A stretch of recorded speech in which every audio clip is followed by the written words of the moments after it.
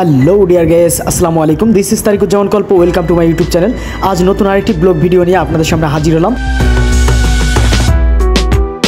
Deer guys, কক্সবাজারের তৃতীয় দিন যেভাবে আমার মর্নিং টাইমটি কাটলো সেই বিষয়গুলি আজকে আমার ব্লগ ভিডিওর মাধ্যমে তুলে ধরার চেষ্টা করতেছি। সো সম্পূর্ণ ভিডিওটি দেখতেই থাকুন। চ্যানেলে নতুন হয়ে থাকলে চ্যানেলটি সাবস্ক্রাইব করুন এবং নিত্য নতুন ব্লগ ভিডিও পেতে পাশে থাকা বেল আইকনটি প্রেস করে রাখুন। তোমার আব্বু আম্মু আছে? মা আছে, বাবা নেই। তুমি এখানে কি করো? যে বুঝতে পারিনি কি করো? ভিক্ষা খোঁজো? ডিয়ার গাইস, হচ্ছে বিষয় আমাদের রাস্তাঘাটে অসংখ্য কত শিশুরা আছে, তাদের দেখে আসলে মায়া হয়। আচ্ছা ঠিক আছে, এভাবে সবার কাছে হাত পেতে পেতে কিছু টাকা পয়সা কালেকশন করতেছে। চোখের সামনে একটি ফল আমি দেখতে পেলাম, আনারকলি ফল।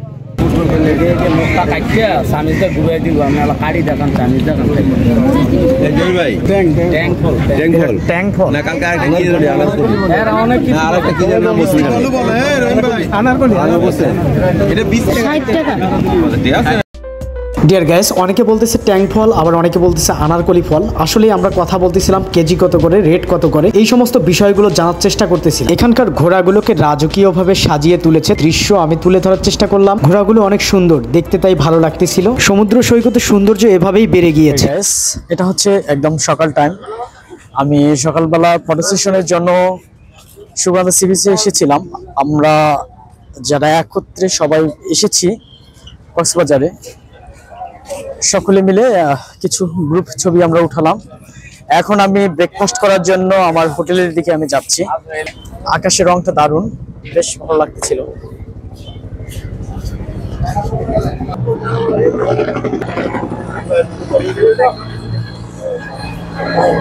তার একটি সাইডে যে মার্কেটগুলো আছে, সেই মার্কেট প্লেসের মার্কেটের দোকানগুলো ওপেনিং করতেছে। এখানে বাহারির রঙের বেরঙের বিভিন্ন ধরনের কাপড় থেকে শুরু করে স্লিপার, অল এভরিথিং, এগুলো শপিং এখান থেকে করতে পারবেন। তার একটা দৃশ্য যদি আর একটু সামনের দিকে দেখাই, তো গ্যাস অলরেডি দেখতে দেখতে সামনে শফিক ভাই, সেই সঙ্গে ভাইদের সঙ্গে পরিচয় হয়ে গেল, দেখা হয়ে গেল। এখানে কিছু কেনাকাটা করতেছেন নাকি? কেনাকাটার জন্য আসছে ওনারা, আসলে দোকান দেখতেছিল। তার ছোট্ট একটি ফুটেজ আমি নিলাম, শেয়ার করলাম। প্রথম ডেট থেকে সেকেন্ড ডেতে আজকে একটু রোদের তাপমাত্রাটা বেশি লাগতেছে, অনেক হট টেম্পারেচার, একদম গায়ে লাগতেছে। আর আমি একটা বিষয়ে খুবই আতঙ্কিত, সেটা হচ্ছে যে অতিরিক্ত রোদের মধ্যে আমি যখন চলাফেরা করি বা ঘোরাঘুরি করি, এটা একটা আমার জন্য একটা ব্যাড ইফেক্ট পড়ে যায় আমার শরীরের উপর, স্কিনের উপর। এটা আসলে অনেক বেশি খারাপ লাগে। সো আমি চাচ্ছিলাম যে আসলে এমনটা যেন না হয়, আমার সঙ্গে যেন না ঘটে। আমি ঠিক সুগন্ধা লাবণী সি বিচ থেকে পায়ে হেঁটে আমি আমার হোটেলের দিকে যাচ্ছি। প্রচন্ড পরিমাণ রোদের কারণে অনেক কষ্ট হচ্ছে। অলরেডি ফেস দেখে মনে হচ্ছে যে আমি সমুদ্র থেকে গোসল করে আসলাম, কিন্তু আসলে তা না। রোদের টেম্পারেচার এত বেশি যে একদম ঘেমে টেমে একাকার অবস্থা।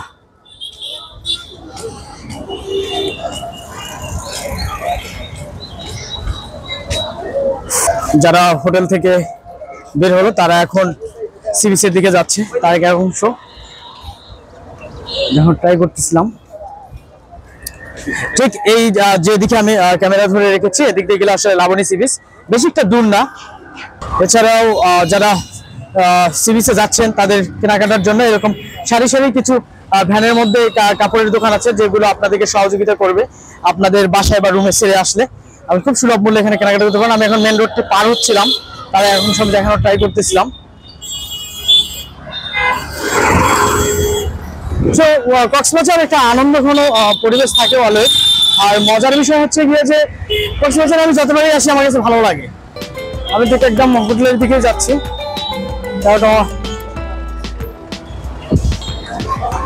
ঠিক এই জায়গাগুলো কক্সবাজারের একদম ভিতরে। এগুলো বিভিন্ন ধরনের এখানে হোটেল আছে, আপনারা রাত্রি যাপন করতে পারবেন।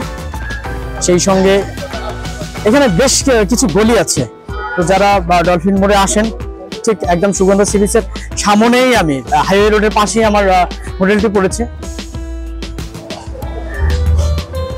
আর এই জায়গাটা মোটামুটি অনেকটা মানে কোলাহল বলি বা যানজট বলি, এটা সেরকমটা অতটা নেই, একদম মুক্ত খোলামেলা একটা পরিবেশ, ভালো লাগে, তাই এদিকে নেওয়া।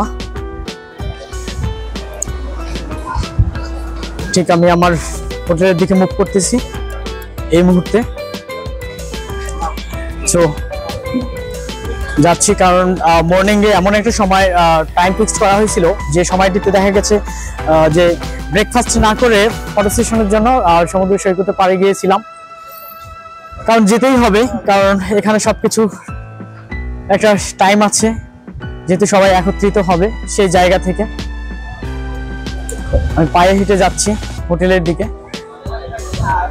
জায়গাটা অত্যন্ত সুন্দর, ভালো লেগেছে আমার কাছে। আর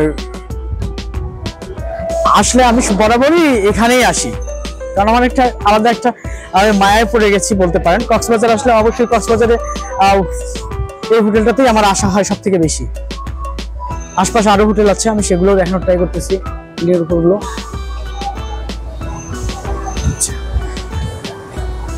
আমি একদমই কাছাকাছি চলে এসেছি। সো আমার প্ল্যানিং হচ্ছে যাব রুমে, ফ্রেশ হব, এরপর ব্রেকফাস্ট সেরে নিব, তারপর আমি সেকেন্ড ট্রাভেল করব। সেকেন্ড ট্রাভেলের জন্য আমি তৈরি হব। খুব কাছাকাছি চলে এসেছি আমি আমার হোটেলে। আমি সেটা একটা দৃশ্য আপনাদেরকে একটু দেখাবো। আমি বেটাসে অবস্থান করতেছি, বেটাসের একটু দৃশ্যটা আপনাদেরকে একটু দেখাই।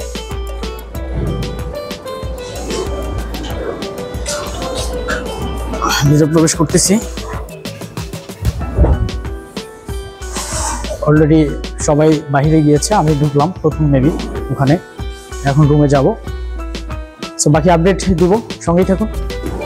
সো ডিয়ার গাইস, আমার একজন প্রিয় মানুষ এবং ভালোবাসার মানুষ, পছন্দের মানুষ, এগুলো আসলে না বললে কম হয়ে যাবে, আর বলার অবকাশ রাখি, বিকজ যতবারই এসেছি এখানে সব থেকে ওনাদের আন্তরিকতা আমাকে মুগ্ধ করেছে।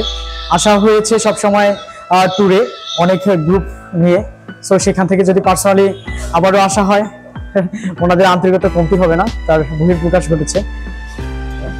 সো বেটাসে আমি অবস্থান করতেছি। আপনারা যদি আসতে চান কক্সবাজার ট্যুরে, অবশ্যই আপনারা বেটাস হোটেলে উঠতে পারেন। এখানকার এমপ্লয়াররা যারা আছে, স্টাফরা আছে, তাদের অনেক আন্তরিক কথায় আপনারা মুগ্ধ হয়ে যাবেন। আসসালামু আলাইকুম।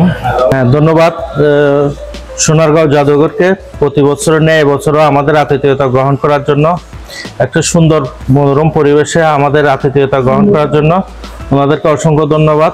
আমরা আশা করি প্রতি বছর ওনারা এখানে আসবেন, আমাদের আতিথেয়তা গ্রহণ করবেন, আমাদের সার্ভিসগুলো নেবেন, এবং আমাদের হোটেল ভালো লাগলে আমাদের হোটেলের অবকাঠামো, আমাদের হোটেলের সার্ভিসগুলো সম্বন্ধে ওনারা রিভিউ দেবেন, এটাই আমরা ওনাদের কাছে প্রত্যাশা করি। ধন্যবাদ। সো ডিয়ার গাইস, এই মুহূর্তে হোটেল কর্তৃপক্ষ কথা বলতেছেন, আপনারা দেখতে পাচ্ছেন হোটেল বেটাসের। সো আমি একটু ভিতরের দৃশ্যটা, ওয়েটিং রুমের একটু দৃশ্যটা দেখালাম। সো আমি এখন রুমের দিকে মুভ করতেছি, ফ্রেশ হবো, ঝটপট ব্রেকফাস্ট শেষ করে আমি সেকেন্ড ট্যুরের জন্য বেরিয়ে পড়বো। সো সঙ্গেই থাকুন, দেখতেই থাকুন। অলরেডি দিলওয়ার ভাই, আপেল ভাই ওনারা চলে এসেছে। সবাই অনেক টায়ার্ড রোদের মধ্যে। না আমি ধুয়ে যাবো তো। সো আমি বের হয়ে গেলাম। সো ডিয়ার গাইস, আমি এখন আমার রুমে প্রবেশ করতেছি। অনেক টায়ার্ড অবস্থা, পরিবেশ।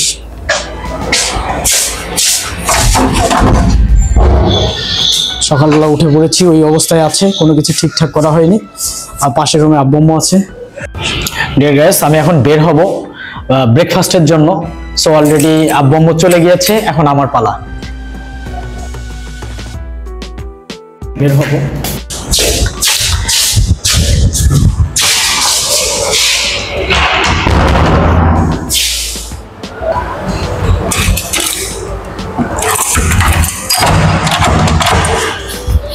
রুম অলরেডি লক, এখন আমি বেরিয়ে পড়লাম। এখন লিফটের জন্য অপেক্ষা করতে হবে আমাকে। দাদা ঢুকে পড়েছে, দাদা আমি যাচ্ছি এখন ব্রেকফাস্ট করতে। কয়তলায়? 7 তলায়। আবার উপরে করে নেই তো, ওখান থেকে আবার একতলা হেঁটে যাওয়া লাগে, এটা আরেক সমস্যা। আমরা আমাদের কাঙ্ক্ষিত জায়গায় অলরেডি এসে পৌঁছছি। কি অবস্থা? এই তো কিউট বাবু, অলরেডি ব্রেকফাস্ট শেষ আমরা যাচ্ছি। ইস্তিয়াক নাস্তা করছো? হ্যাঁ এই তো যাচ্ছি, আমরা করতেছি।